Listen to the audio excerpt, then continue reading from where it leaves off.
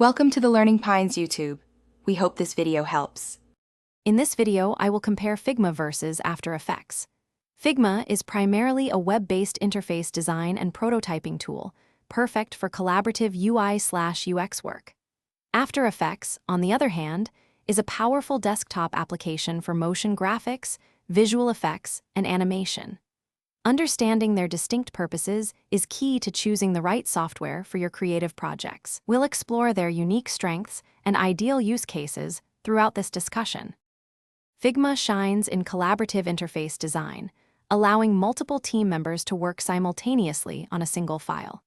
It's fantastic for creating interactive prototypes, user flows, and design systems with incredible efficiency. With its robust vector editing and extensive plugin ecosystem, designers can craft pixel-perfect user interfaces and iterate rapidly. It truly streamlines the entire UI/UX design process from concept to handoff, making teamwork seamless. After Effects is the industry standard for bringing designs to life through animation and visual effects. Its powerful keyframe animation system enables precise control over motion, while its compositing tools allow for complex visual layering.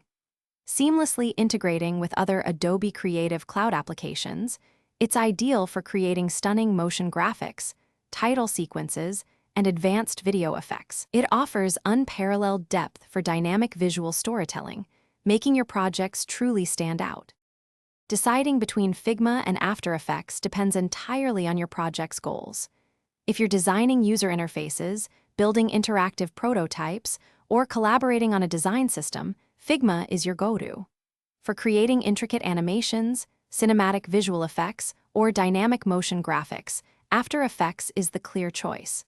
These two powerful tools can even complement each other, with designs from Figma often animated in After Effects for a complete creative workflow, offering distinct yet valuable contributions.